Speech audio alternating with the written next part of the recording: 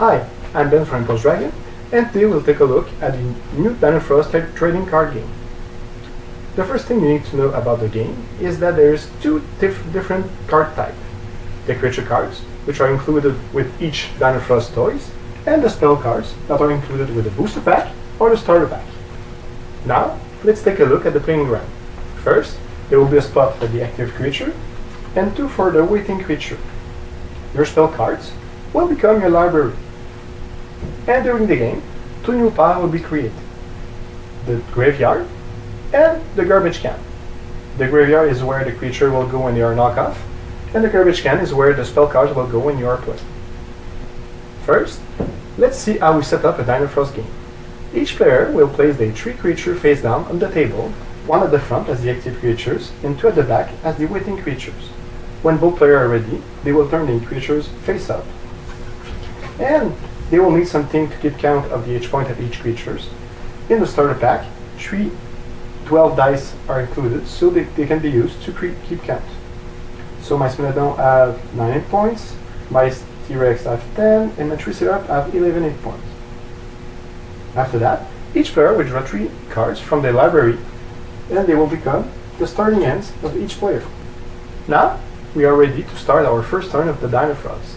So, each player will draw 2 cards from their library and put them in their hand.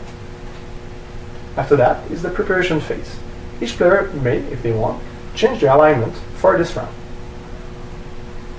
To do so, they will just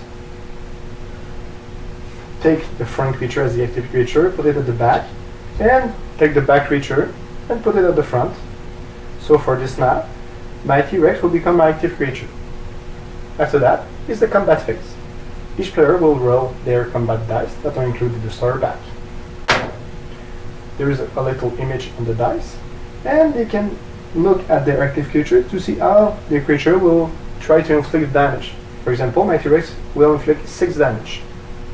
After that is the spell phase. It's now the time that each player can play cards from their hands as long as they want. So, for example, I will add 2 damage points to my attack. After that, it's my opponent's turn. You choose if you want or not to play cards. The spell phase ends when both players pass. This is now the end phase. This is when my damage will be applied to my opponent's active creatures, and it's when my damage will be modified by my spell cards. For this example, I add 2 damage to my attack, so it becomes 8. The 8 will be applied to my opponent creatures, reduced by potentially the cards they play to prevent the damage. So I will do 8 damage to my opponent.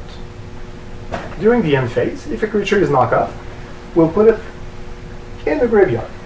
And it's also in the end phase that all the spell cards that are played are put in the garbage can. It's now when the first player goes to my opponents, and we are now ready to have a new turn of Dinofroz. Now the battle will go on until one player don't have any creature on the table. The other player is now the winner. It was Ben from Dragon. Thank you for joining us to know how to play the Dinofroz trading card game. For more information, you can go to dinofroz.ca or refer to the rule book that is included in the starter pack. Have a good one!